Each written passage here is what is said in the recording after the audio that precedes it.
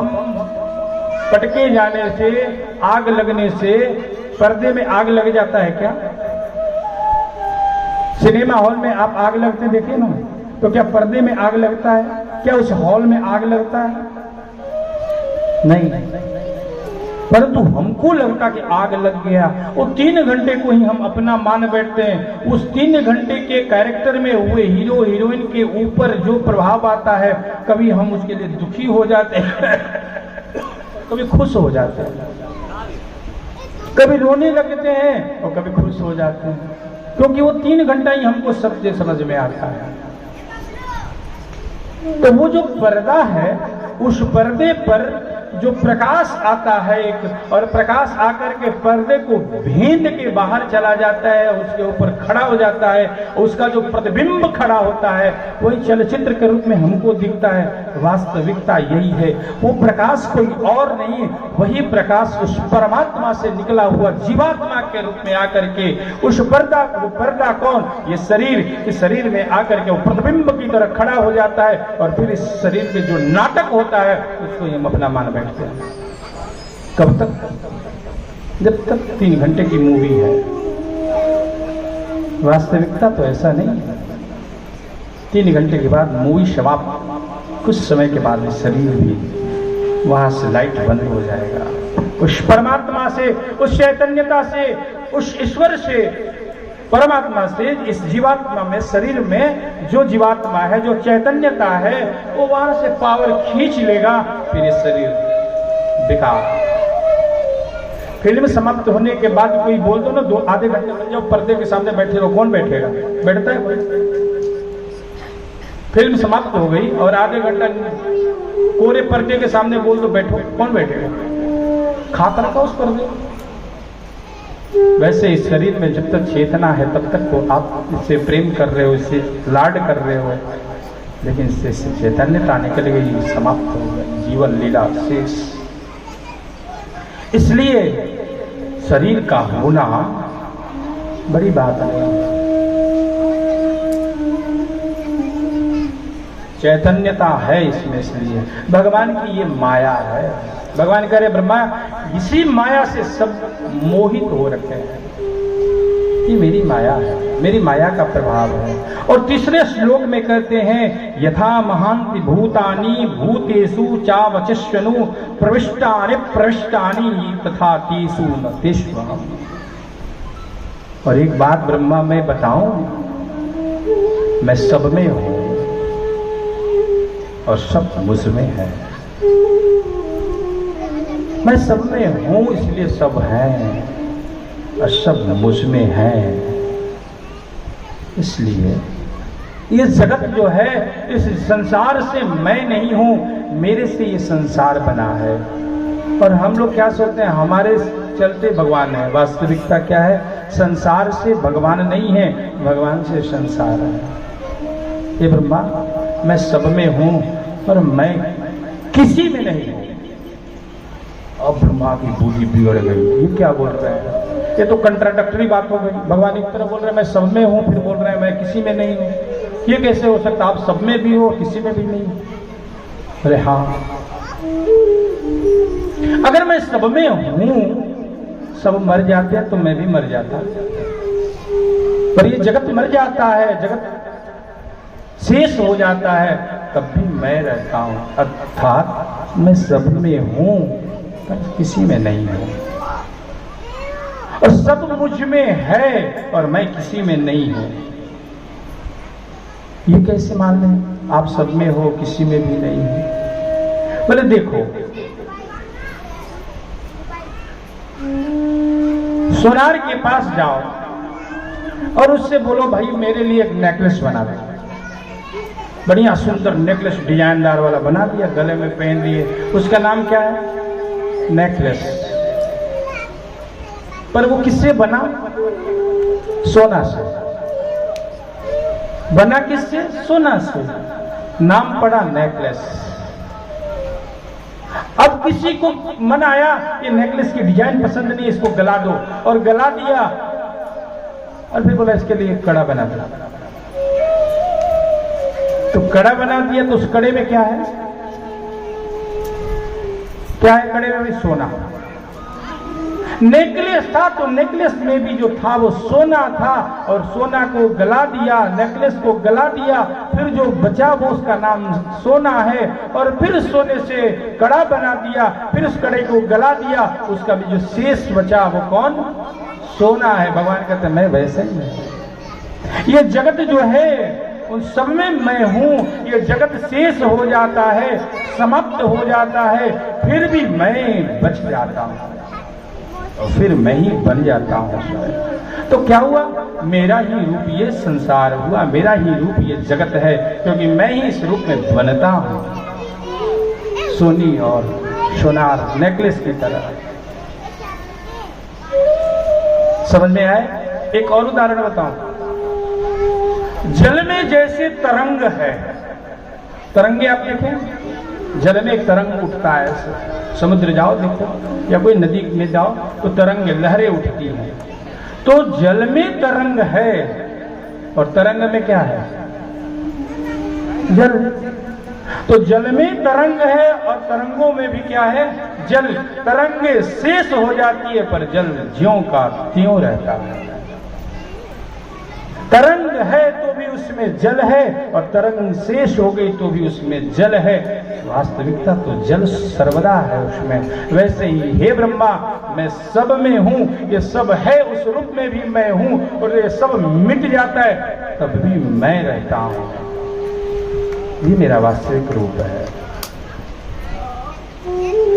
और हाँ, चौथे श्लोक में समझा रहे हैं, एतावदेव जिज्ञासं तत्व जिज्ञासुनत्मना अन्वय व्यतिरेकाभ्याम यत् स्यात् सर्वत्र सर्वदा।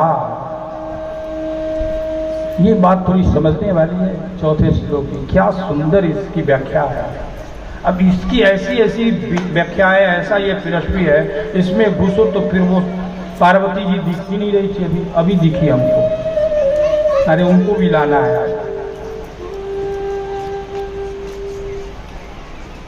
शिव जी पार्वती जी को भी लाना है, अभी ध्यान में आया तुरंत। ये वाली श्लोक जो बोले ना तावदेव जिज्ञासा, तब ध्यान में आया। अरे मिट्टी और कुम्हार, मिट्टी से बनाता है कुम्हार घड़ा। तो घड़ा क्या है? कारण, और मिट्टी भी कारण।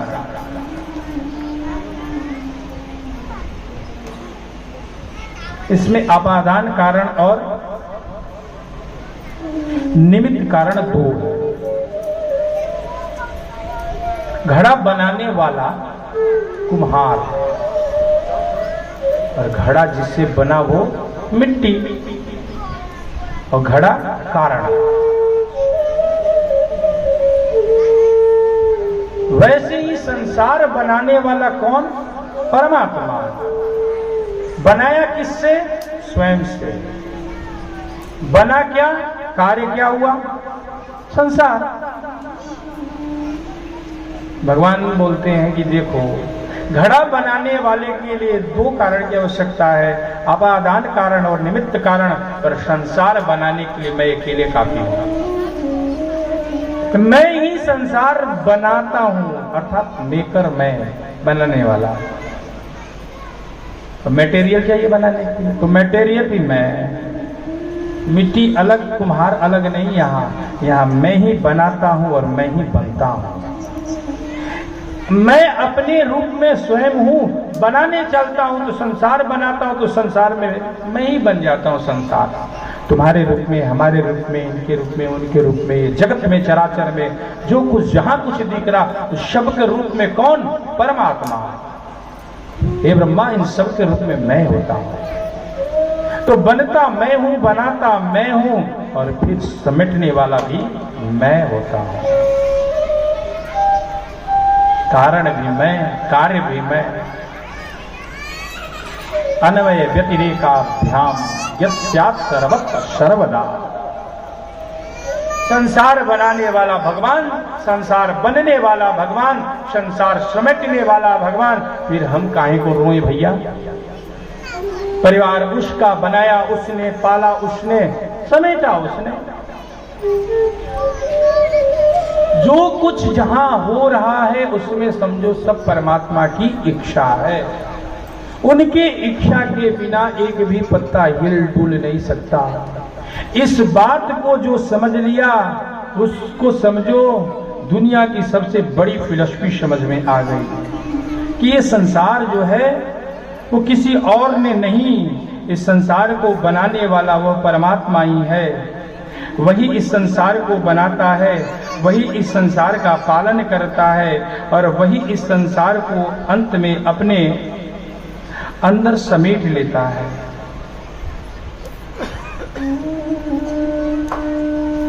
और फिर वो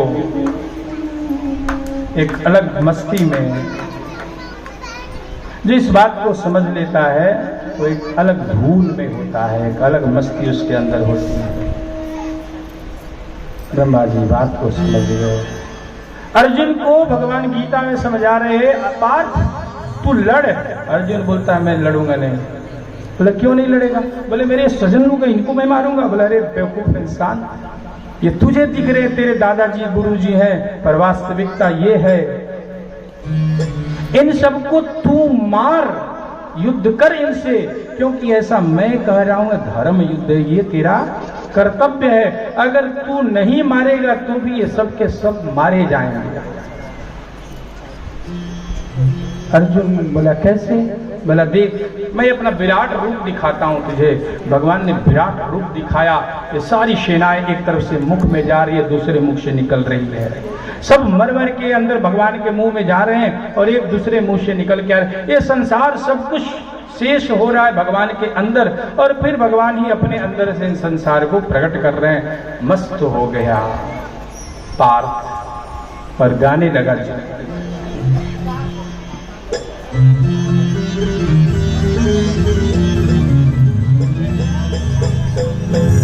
मुझे मेरी मस्ती कहाँ लेके आई, मुझे मेरी मस्ती कहाँ लेके आई, मुझे मेरी मस्ती कहाँ लेके आई, मुझे मेरी मस्ती कहाँ लेके आई, कहाँ लेके आई, कहाँ लेके आई, कहाँ लेके आई, कहाँ लेके आई, मुझे मेरी मस्ती कहाँ लेके आई, मुझे मेरी मस्ती कहाँ लेके आई,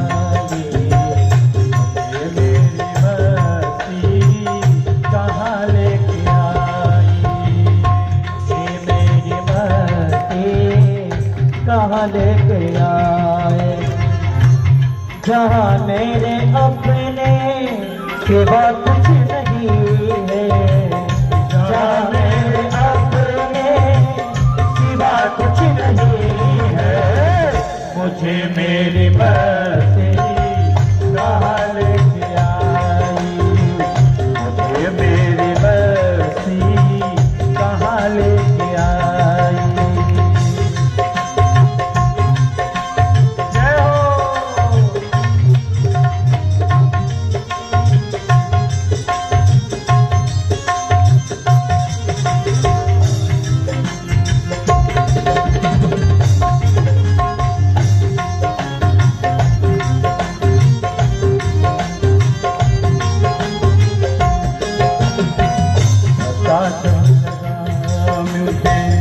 पता जब लगा मेरी भक्ति का मुझको, पता लगा मेरी भक्ति का मुझको, भक्ति का मुझको, भक्ति का मुझको, भक्ति का मुझको, भक्ति का मुझको पता लगा।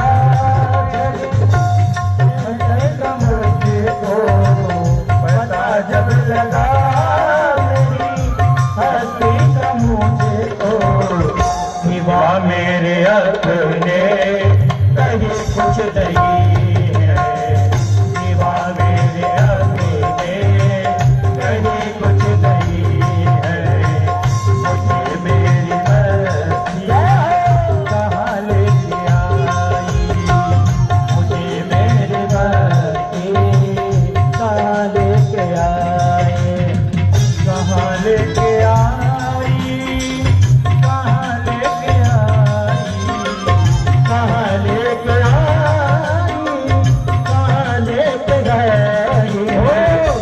मुझे मेरी मर्जी कहाँ लेके आई, मुझे मेरी मर्जी कहाँ लेके आई।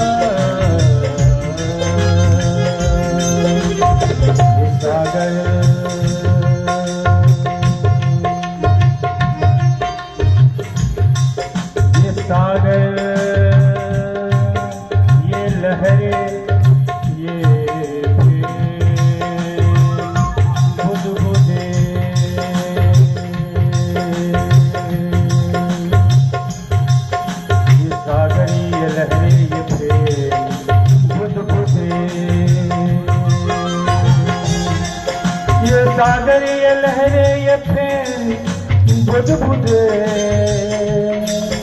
ये सागर ये लहरें ये फेन बुध बुधे।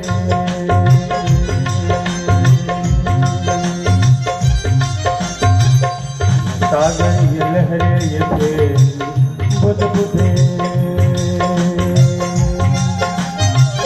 कल्पित है जल से, कल्पित है जल से कहीं कुछ नहीं है, कल्पित है जल से कहीं कुछ नहीं है। मुझे मेरी मर्जी कहाँ लेके आई, मुझे मेरी मर्जी कहाँ लेके आई। सभी में फसल देगी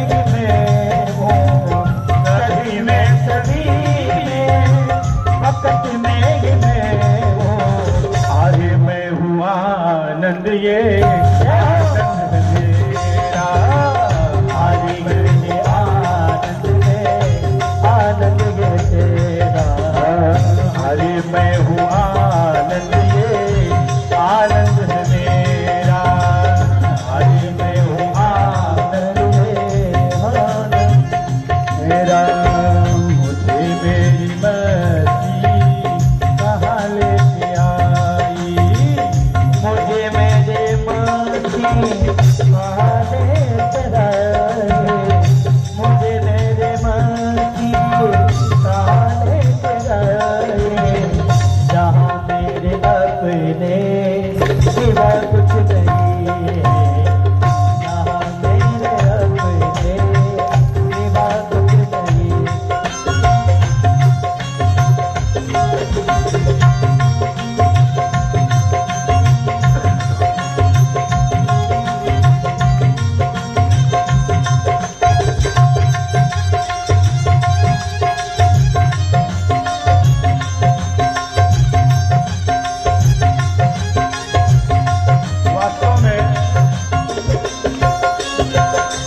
वास्तव में हम सब भ्रम में जी रहे हैं, संसार को अपना मान बैठे हैं, इसलिए भ्रम हो रहा है और माया से मोहित है। ये माया रूपी पर्दा जो हट जाए तो द्वंद्व का पर्दा भी शेष हो जाता है।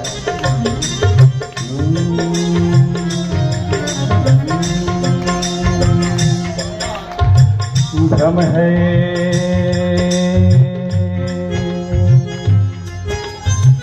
भ्रम है ये द्वंद्व है जो मुझको हुआ है। ओ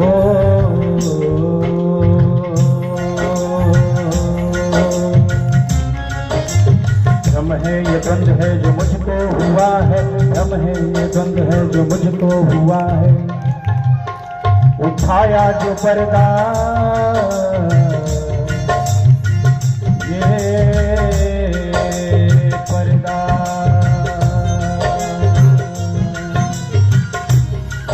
ये पर्दा पर्दा पर्दा कोई का पर्दा पर्दा पर्दा, ये पर्दा पर्दा पर्दा कोई का पर्दा पर्दा पर्दा, है पर्दा पर्दा पर्दा कोई का पर्दा पर्दा पर्दा, ये पर्दा पर्दा पर्दा पर्दा पर्दा पर्दा,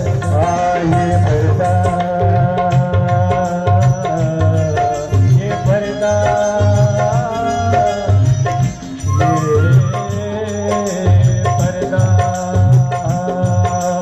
पर्दा पर्दा पर्दा दुई का पर्दा पर्दा पर्दा, ये पर्दा पर्दा पर्दा दुई पर्दा पर्दा पर्दा, ये पर्दा पर्दा पर्दा दुई का पर्दा पर्दा पर्दा, ये पर्दा पर्दा पर्दा दुई का पर्दा पर्दा पर्दा, ये पर्दा,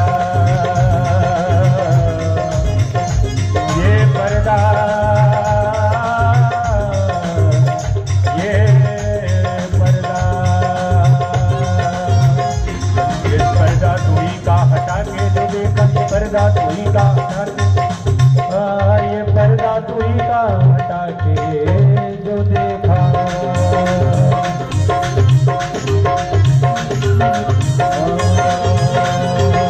पर्दा तुही का हटा के जो देखा, ये पर्दा तुही का हटा के जो देखा, देखा पर्दा तुही का हटा के, तो बस मैं हूँ और कुछ नहीं, तो बस मैं ही मैं हूँ और कुछ नहीं है, तो बस मैं ही मैं हूँ और कुछ नहीं है, मुझे मेरी मस्ती कहाँ लेके आई, मुझे मेरी मस्ती कहाँ लेके आई, मेरी मस्ती कहाँ लेके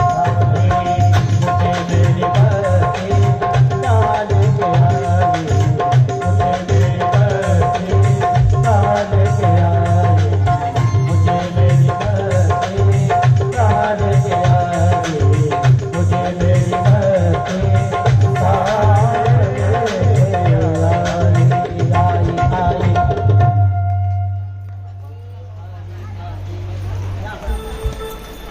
मुझे मेरी मस्ती कहाँ लेके आई, ये द्वंद्व है, ब्रह्म है जो हमको हुआ, वास्तविकता तो ऐसा है परमात्मा ही हम सबके रूप में है। परीक्षित जी ने विदुर जी की कथा पूछी और सुखदेव जी विदुर की कथा सुनाते हैं।